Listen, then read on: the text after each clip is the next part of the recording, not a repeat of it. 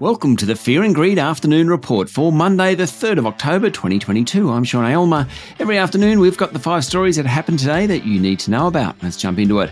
Story number 1. With the public holiday in New South Wales and Canberra, trading volumes on the ASX were low today. The S&P ASX 200 finished down 0.3% to 6,457 points. All the banks were lower while the big miners ended higher. Woolworths closed down 1.3%, while gaming machine manufacturer Aristocrat Leisure, QBE Insurance and diversified miner South32 all closed down around 2%. The standouts were the energy companies, with both Woodside and Santos up more than 1%. Property giant Scentre finished up 1.6%. There was a bit of corporate news around. The worst on the market today was West African Resources, down 10% following a change in the military leadership in Burkina Faso on the weekend, where its Sanbrado gold operation is located. Core Lithium fell 4% after completing its $100 million capital raise. Fund manager Janus Henderson dropped 5% after announcing changes to its board. A2 Milk fell 2% after renewing its import and distribution arrangements with China State Farm Agribusiness.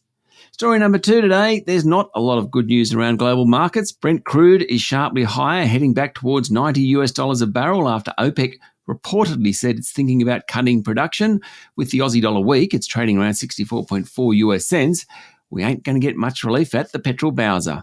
Iron ore has a major impact on Australia's big 3 miners, BHP, Rio Tinto and Fortescue Metals, and on the federal budget's bottom line. Its price has fallen about 3% over the past 24 hours. Even coal prices have come off a touch, though they do remain high, really high. In fact, record levels. And finally, gold is trading around $1,670 an ounce. Story number 3. Commonwealth Bank presented its climate report late last week and has opted not to rule out financing new oil and gas projects, notwithstanding some of its competitors have done so.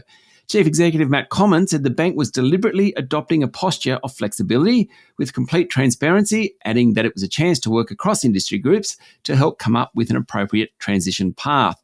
The country's largest bank also said about 3% of its home loan portfolio is vulnerable to climate change impacts from floods, cyclones and fires. In terms of areas it banks that are big emitters, agriculture comes in first, then home lending and then oil and gas. Story number 4. The auditor of the Star Entertainment Group has some concerns over whether the gaming group has enough money to pay the fines it might face following a review of its operations in New South Wales. The Star faces a bunch of penalties from the state regulator as high as $100 million each and could be on the hook for multi-million-dollar fines from AUSTRAC, the financial crimes watchdog. Auditor Megan Wilson from Ernst & Young wrote that adverse outcomes could result in the Star not being able to continue operating without the support of its lenders. But the Star says it will have enough money on hand and, just in case, has been in touch with its bankers. The regulator, the New South Wales Independent Casino Commission, hasn't yet indicated when those fines will be levied. And story number 5, Swiss banking giant Credit Suisse is teetering.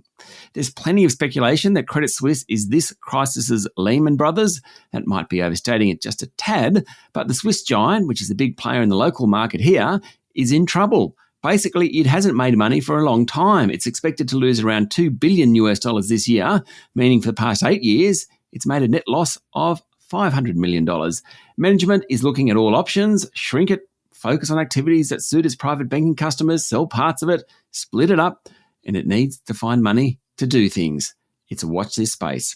That's it for the afternoon report for Monday, the 3rd of October 2022. Michael Thompson and I will be back tomorrow morning for the Tuesday edition of Fear and Greed. I'm Sean Aylmer. Enjoy your evening.